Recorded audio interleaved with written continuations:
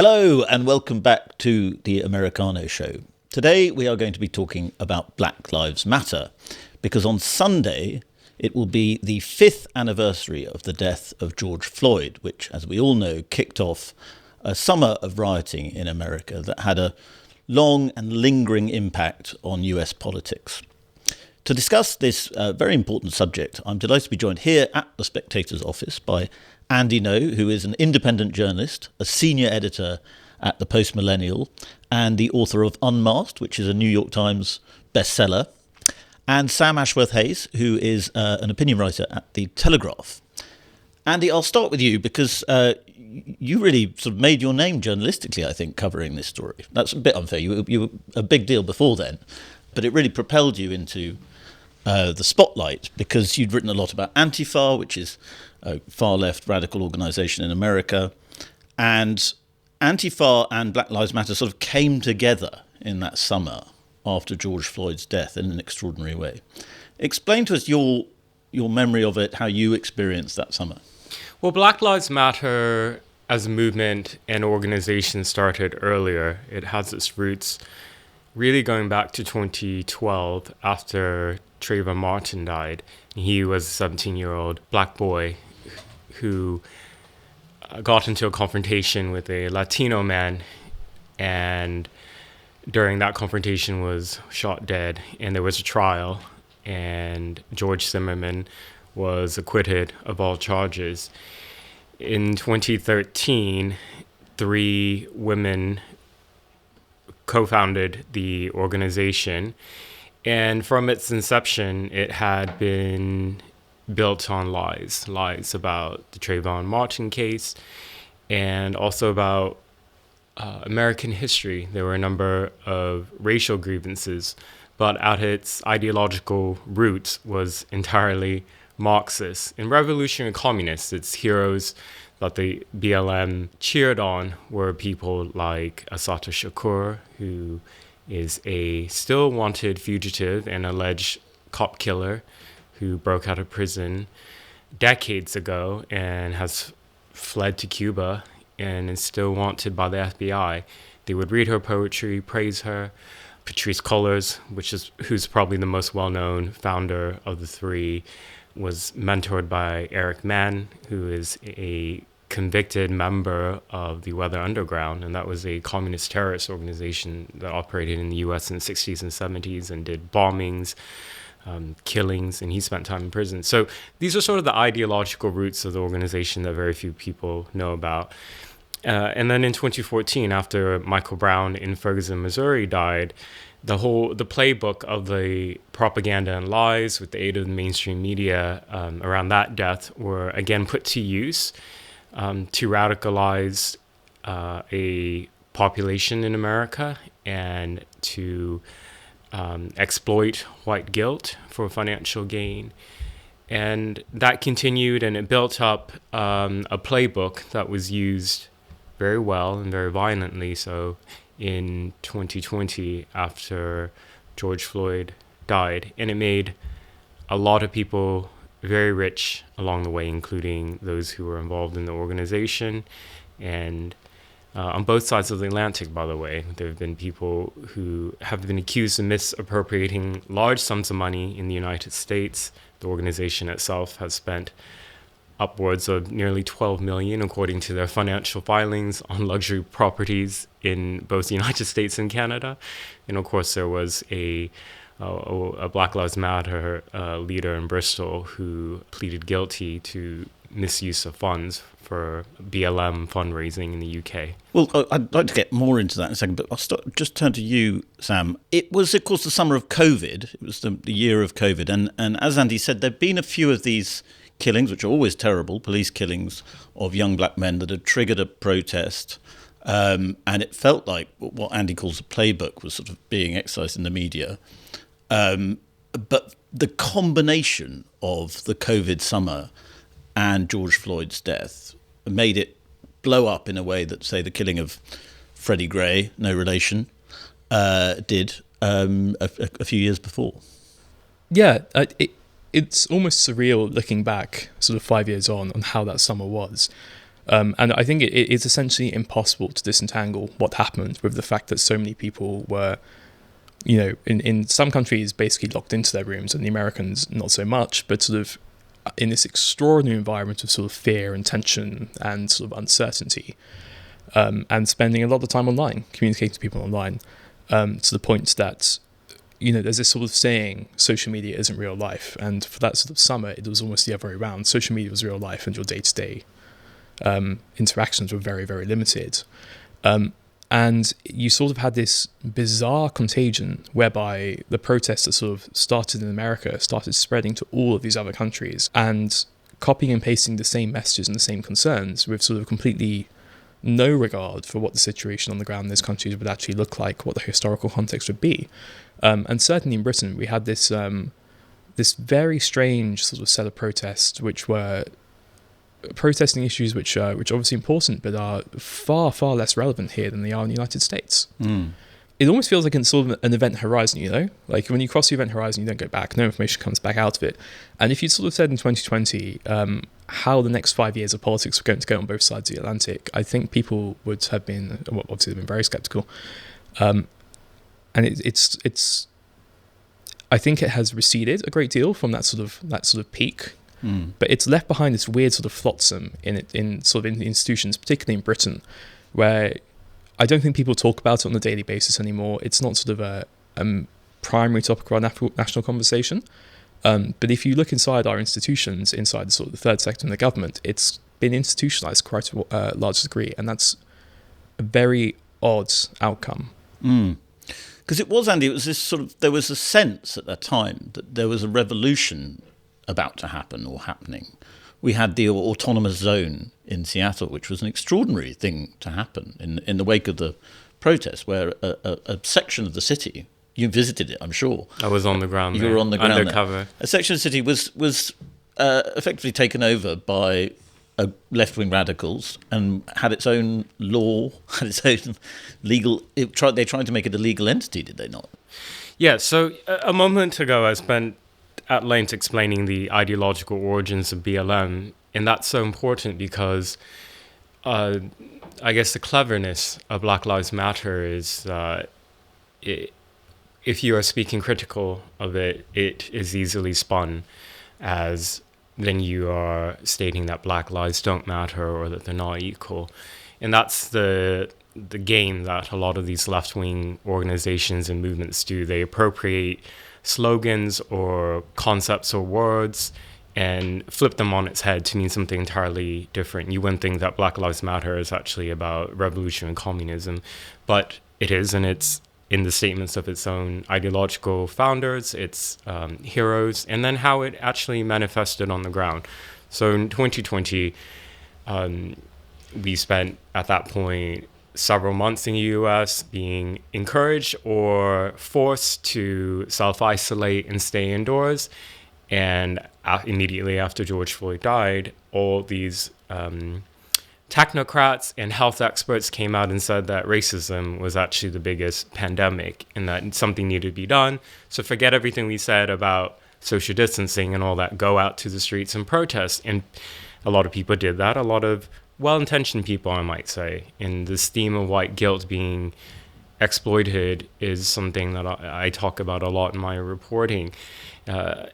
Minneapolis, where George Floyd died, had some of the worst violence, obviously, because you had a governor then, Tim Walz, who's still the governor now, who also ran for vice president last year, was a coward. Didn't have the state National Guard come in to restore order when neighborhoods were literally burnt to the ground.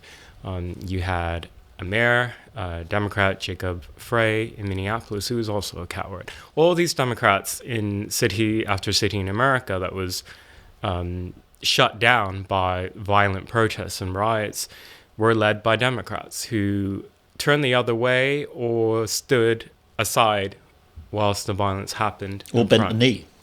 Or took the knee. Or supported it openly. Yeah.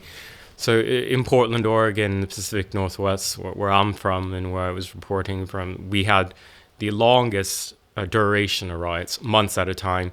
Seattle stood out as well, 3 hours north of Portland, because a section of the city called Capitol Hill, that's a neighborhood, was actually taken over by militants. They drove the police away from the police station there and literally just took over. And the city helped facilitate that. They helped set up street blockades so that cars couldn't go in. And what that ended up happening was when there were shootings and other violent crimes that happened there in the 3.5 weeks during that violent occupation, emergency vehicles couldn't get in, or that there was armed border guards keeping law enforcement and others out. It was complete on anarchy. And there was this mood among violent extremists on the far left at that time that this is our moment for revolution in America. Minneapolis showed us that we can take over police stations. We can burn them down. We can do it with impunity, and this is how to replicate it in different cities. And the way that it was reported in the legacy media at that time was that these were peaceful racial justice protests, and this is good. It's a time for racial reckoning in America, reparations, so on and so forth. And of course, these lies were also manifested in the international liberal media, including in this country. And so you had agitators in other Western countries trying to replicate some form of that political violence for their own political gain.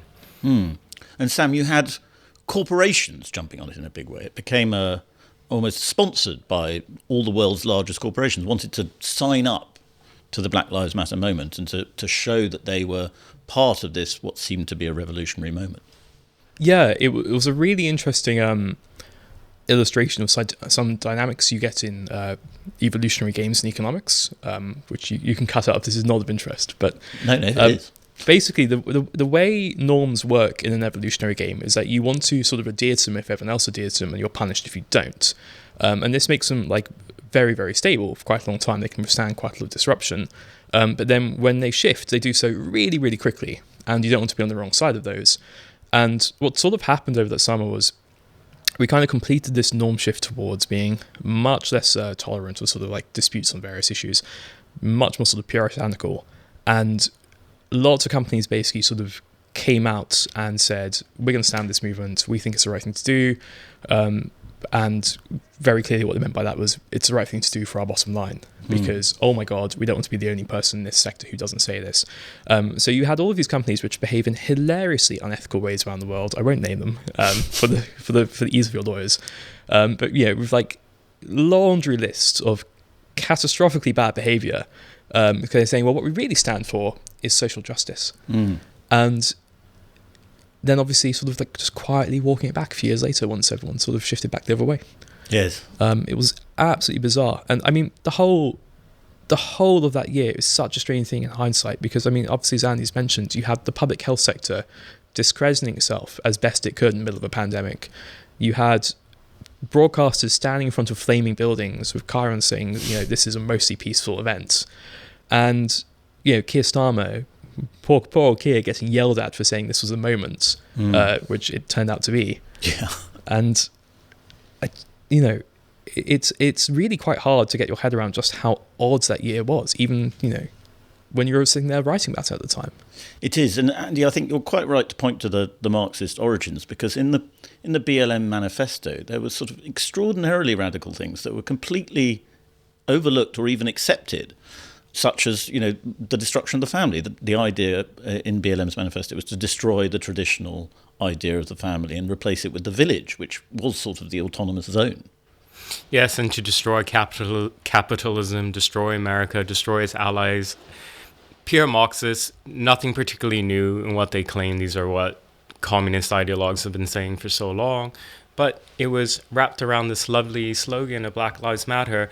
And, you know, the three of us here can sit today in 2025 to be critical of it. But at that time, if you dared to speak out in any way, it was you were really putting a target on yourself, particularly if you were a public figure. Like people went in America, they went so crazy over race.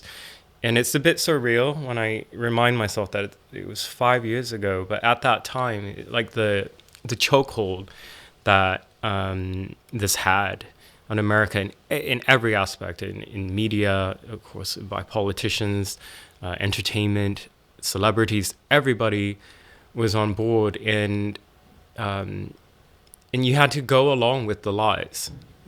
These examples of the media legacy media now who looks so stupid at that moment, you know, standing in front of acts of violence and declaring these mostly peaceful and adding these like qualifiers. There were dozens of people who died in the riots in the U.S. In 2020, and that's not the legacy, unfortunately, of how liberals remember these riots. You know, they love to talk about 6th of January and how violent that was, and have nothing to say about the movement and protests and riots that some of them supported just 6 months earlier, before January 2021. And it was a kind of almost an attempt at elite suicide in many ways, because you had insurance companies paying out over $1 billion in damages across the cities in America. And yet you had politicians not just apologizing for it, but encouraging it often, saying it was a healthy thing. And as you say, mostly peaceful. That's right. And in 2020, that was toward the end of the first Trump administration. Even the Trump administration, Trump was quite, in my view, they didn't know how to react. When some of these cities were burning, literally, the federal response was quite mild. It was in Portland, it was quite delayed, for example, for getting in federal officers to respond. And then when they finally did, they just very, very narrowly protected certain federal properties, but like in the immediate area just outside of the federal property, all this violence was allowed to happen. And then, of course, I mean, I can't fully blame the federal government at that time, because the local jurisdictions did anything and everything they could to stop and limit how effective law enforcement could be across the board. For example, in Portland, they prohibited Portland police from cooperating with federal officers during these violent riots. It's crazy. Statements that they put out at every level of Democrat officials, you know, city, county, state to federal government, they were describing the federal police as stormtroopers and Trump's secret police who were disappearing protesters. Like all these lies, it was just repeated day in and day out, and it drove a lot of regular liberals. It made them insane. Like it made them support political violence. And I would say that 5 years on, we've seen sort of that mainstreaming continue of political violence amongst the left, in that a portion of them who are significant are quite comfortable with acts of attempted assassination or assassination of their political targets, for example. As we may have seen last night with the assassination of 2 Israeli embassy officials in Washington, D.C. Yeah, so the suspect that was named by the Metropolitan Police in D.C., Elias Rodriguez, I think as of this moment he hasn't been formally charged with anything, but he was named by law enforcement as the suspect arrested over that. He has a long history of left-wing activism, of what, if you look at what remains online, was donated to Palestine-related causes and was involved in BLM-style type protests.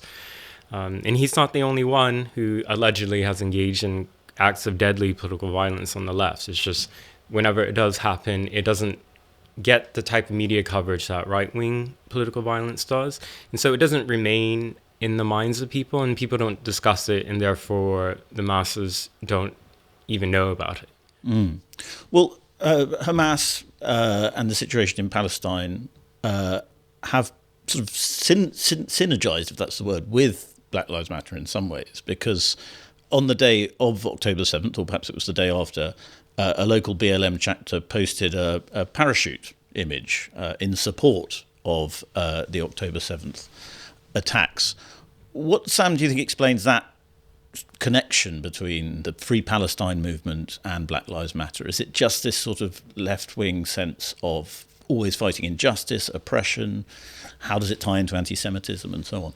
Every cause becomes the same cause. Yeah. You start off with an organization that's like, I don't know, we're going to clean up the river at the end of the street. Then actually, perhaps we should think wider, and we should like clean up all the waterways, but then we shouldn't confine it to that. We should think about sort of the environment generally, and actually sort of other forms of injustice. And you just end up with all the charities doing the same thing, all the third sector organizations doing the same thing, all the activists basically thinking about the same thing. And I think it kind of comes from the ideological base of where these people are. Yeah. If you have a certain worldview basically founded on sort of grievance and injustice, then you'll tend to see the same fights over and over again and take the same sides in them, no matter what that relation that might have to reality. And you mentioned there, Andy, about Trump not actually clamping down on the Black Lives Matter protests as hard as a lot of people who supported him and some of his advisors wanted him to. And the story at the time was that they were thinking about the election in November. They were very keen on their growing popularity among black voters, and that Jared Kushner, among others, tried to persuade Trump not to overreact against the protest because it might affect the black vote. Do you think that story is true? Is it well documented? I mean, some of the advisors and people that Trump had around in the Trump 1.0 administration, it's a bit questionable. A lot of them were quite liberal or establishment and didn't feel quite comfortable using the executive power in areas that they could legally use it on. And I think, like the Attorney General at that time, a lot of people may remember that Trump declared on, I believe it was his Twitter account in 2020, that Antifa is a terrorist organization. And of course, to the MAGA base, everyone cheered that, and they thought that meant actually that, like, legally, then that could like set a pathway for prosecutions, like RICO, for example, as some of these networks do organize themselves as sort of gang groups. But that never happened. We had an attorney general at that time who came from the establishment, and for reasons that I don't know, chose not to prosecute some of these groups for their organized criminality. And in places like Portland and Seattle, they were extremely organized. In some places, they were intentionally extremely decentralized and quite autonomous in their actions. But by ignoring that, it's now created this, I would say, political environment on the far left, of where, because they don't have big protests or riots right now to latch onto and to agitate for more violence, what they're doing is they're put out into the ether calls for violence on particular targets. So we saw just a few months ago, like Tesla properties were target number one. And all these radical anarchist and communist organizations, they had blogs, they would put out the addresses of places, and basically a wink to do violence. And some of these blog places also explicitly put out instructions on how to make your own homemade incendiary devices and explosive devices. And there's been a number of those attacks. There's been shootings on Tesla property, as in Oregon, and the suspect in that is a trans leftist. So this is sort of the mutation and evolution of that movement from 5 years ago. It's less on the streets, and now it's allegedly taking up arms and crafting bombs. And Sam, that election in November, it took place not just with COVID still lingering, lockdown still going on, but also in a climate of fear about violence in American cities. I mean, I remember I was in Washington for the election, and the streets were shut down. Everything was boarded up. I think something similar happened in central New York, and Andy may correct me, but I think it happened in other American cities too. So it was an election that took place in a kind of time when a lot of people felt like America was almost in a state of civil war. I don't think that's an exaggeration. Yeah, it is, again, hard to remember 5 years on just how strange that period was. But I guess a way of thinking about it by analogy would be, imagine if last summer's election had taken place after the August riots rather than just before. And, we'd gone to the polls with this fresh in everyone's minds, but also it had taken place on a much larger scale, and that politicians had been actively cheering it on. And, part of Liverpool had been occupied by an armed group and controlled for several weeks. It would be a very strange election. You would have that in the back of your mind, and it would probably affect, turnout and how you vote and all sorts of things. And, you have to remember as well, they had enough uncertainty at that point, because we didn't actually get the announcement of a vaccine until slightly after polling closed. And, it was somewhat unfortunate for Team Trump because actually some of the earlier trial protocols would have given them a result just before polling day, which has led to all sorts of unfounded allegations from the political right in America. Yeah. But yeah, it was just a very strange period in American politics. And the result of that, you can kind of see through the Biden administration, which they sort of picked up the baton and ran with this, like, we're going to talk about race a lot, we're going to think about it a lot, we're going to think about it in our appointments. And the election last year is effectively a repudiation of this. It's that people don't want to think about it all the time, they don't want to talk about it all the time, and they don't want it to be the dominant topic of political life.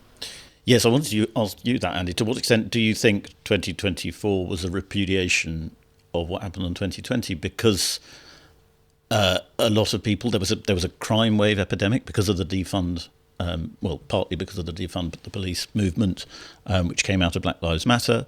And there was this sense that the Biden administration had used COVID spending, post-COVID spending, stimulus spending, to fund an outrageous number of woke, I don't like using the word woke, but I'm going to use it, of woke causes.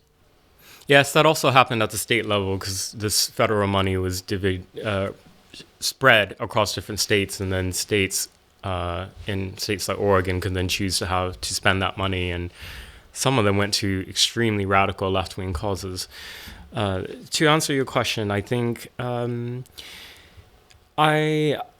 yes, the election win of Trump in 2024 was in part a repudiation of woke or the progressive left, whatever word you want to use. But I don't think it should be viewed as like winning that war for the right in terms of it's this ideology is so ingrained and institutionalized in institutions that are able to self-replicate and keep it going, like in education and all that. You turn away for a moment, and you'll see that it can continue to grow, and in places where Democrats have power, because where the repudiation needs to happen is that the Democrats have to repudiate it, and they're quite reluctant to do that. You can see in states where they are in power, particularly on the trans issue and minors, which is very controversial and is not transitioning minors is not popular in general to the American public. But Democrat politicians have chosen to double down on legislation that would take away parental rights, to limit some parental rights, even give the state powers to remove children from homes where they're allegedly not being gender affirmed. And they're being cheered on by the Democrat establishment. So it was one battle that was won out of a much, much longer and bigger culture war. And Sam, that raises an interesting question, not just for the Democrats, but for the political parties on the left throughout the Western world. There don't seem to be the votes there, majority votes, for embracing that kind of far-left radicalism. But it certainly seems to be where the energy is. And there's a lot of talk about campuses and universities and so on, and how the radical left really does have momentum there. Yeah, it's this perpetual problem of where your voters are versus where your activists are. Yeah. And the sort of person who selects in to be a politician is more likely to come from the activist group than the rest. And this is slightly to one side, but there's a really interesting set of data, I think, from maybe More in Common in the UK about UK political parties, where if you sort of look at the social values, the median Conservative MP in the 2020s was somewhere to the left of the median voter, let alone their own party.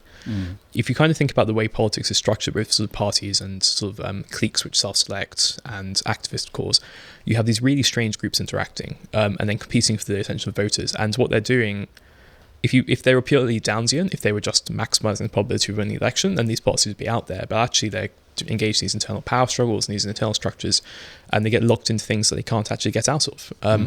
So there's a really interesting question, the degree to which it's possible for the Democrats to actually pull out of this, because having gone in very heavily on we're the party of like the Rainbow Coalition and of all of the minorities, and we're going to have like targeted offers for each group and made that a central part of their identity, it's quite hard to then walk that back and go, well, actually, we're about all Americans everywhere all the time. Yes. And in the United Kingdom, it's never quite been the same thing over here. It's not been to the same degree. And therefore, they have managed to sort of walk back. So, we don't have Labour politicians taking the knee anymore, even if the football team still is.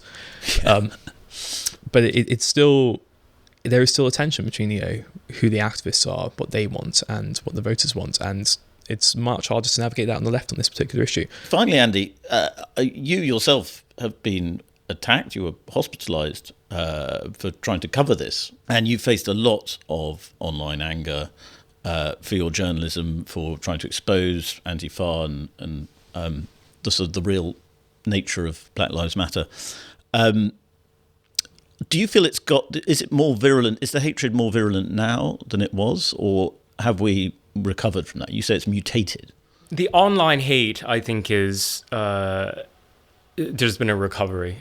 In 2019, 2020, or in those type of years, and earlier as well, like online Twitter mobs actually were quite powerful in that you saw that any journalist, for example, or any commentator in the center or center-left establishment media who deviated in some way on the established narratives were piled on ruthlessly, and they would back off. Jake Tapper, for example, he's in the news a lot now. He has a new book with Alex Thompson out on Joe Biden's alleged cover-up health.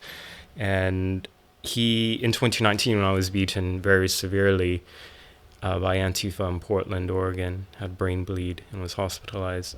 He was like one of, I think, 2 liberal journalists who had a short message of solidarity with me on Twitter at that time. And it meant so much to me because it was like, like what happened to me was so wrong. I was out recording a demonstration, and I was jumped and beaten and robbed and nearly killed. But the pile-on by left-wing journalists and writers on Jake, and then he deleted that statement. And I think today, if you don't really see these mobs on social media as powerful, I think there is a bit of ebb in sort of their, they no longer have the chokehold as they did 5 years ago. They still have a hold, but it's not a choke any longer. But I think look away for just a moment, and they will grasp tighter again in areas where they do have power, and they still have a lot of power in different places. I think just people generally are so myopic, and people want to move on with their lives. They kind of forget that a lot of the institutions and methods and tactics that were refined over many, many years in the build-up to 2020 and then after are still there and effectively able to be deployed when needed. Well, you saying that does make me think of the obvious question, which is to what extent is Elon Musk buying Twitter? Has that stopped online mobs forming the way they are? Because obviously Twitter is only one social network, but it's a very important one. That is a big part, because a lot of the woke left, radical left have left Twitter, now X, in protest, and they moved over to Blue Sky. And Blue Sky is a platform where I would compare it to, it's like the 4chan of the left, in that kind of like anything goes, all manner of death threats, calls for really violent things on there for left-wing political causes. It's kind of free reign for them there. Actually, Sam, I'll let you have Lars. You actually wrote for the Spectator about Twitter's takeover. Firstly, it was just very funny at the time when all these people had been saying, well, if the right wants a social media platform, it should go and get one. And then it did, and they absolutely hated it. Yeah. Because it turns out that you can't just create a new social network and have it be influential, because everyone has coordinated on that point. You need to coordinate everyone moving off it again. And for Twitter at the time, as it was then, now X, that was where all the journalists were, it's where all the politicians were, and it's where a lot of the public were as well. And if you wanted to engage in the political discourse, that was where it was being formed, that's where the messages were, and you could see in real time ideas being formed on Twitter, making into journalistic discourse, making into the media, making into politics. And it still has that power, but then, as it was, the moderation policy was heavily slanted in favour of the left, and now it's basically a much lower level of moderation and probably somewhere in the centre somewhere. And the result is that discourse has shifted because people are now allowed to criticise left-wing shibboleths. They're allowed to say, for instance, that perhaps burning down cities is not a good form of protest. Yeah. You can use accurate pronouns to describe people. Yes. That was a bannable offence before. That was, around that era of 2020 was the peak of that. But I said lastly before, but I didn't mean lastly, because I realised we need to come back to the subject of this podcast, which is Black Lives Matter, directly. And I wanted to end, Andy, by asking you, where is Black Lives Matter now? What's happened to the people behind it?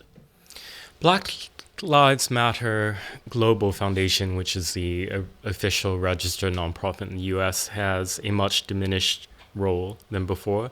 They have very little donations coming in. The public, through very good reporting, particularly in New York Post, has learnt that a lot of the $90 million that poured in 2020 was spent on luxury properties. The type of events that were being held at these properties would be like social gatherings, and there's a lot of nepotism involved in terms of who was being hired, were friends and family of those who were part of the organization.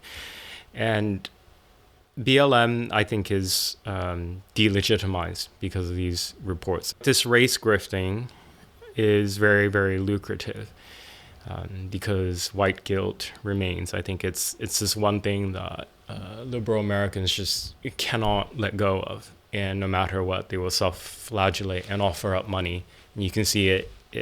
We saw it, for example, with BLM.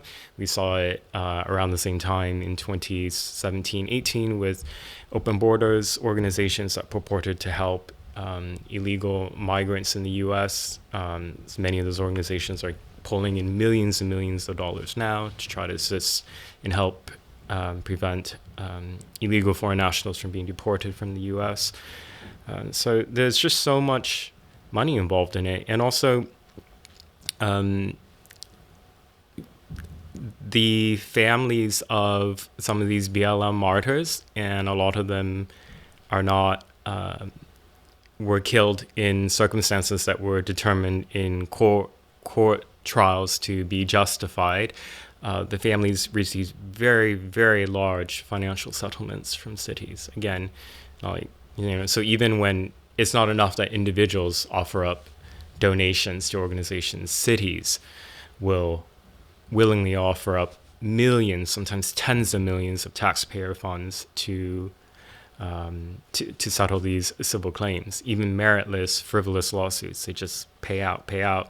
And also hundreds of riot suspects who were arrested in 2020 at these BLM riots ended up suing police departments and cities, and also receiving tens and tens of millions in payouts. So when people ask me, who pays for rioters, who pays Antifa, who pays the BLM rioters, I say we do. If you're a taxpayer, your money goes towards paying them. Well, we'll end it there. But Andy and Sam, thank you very much for coming into the Spectator's offices, and please come in again soon. Thank you. Thank you.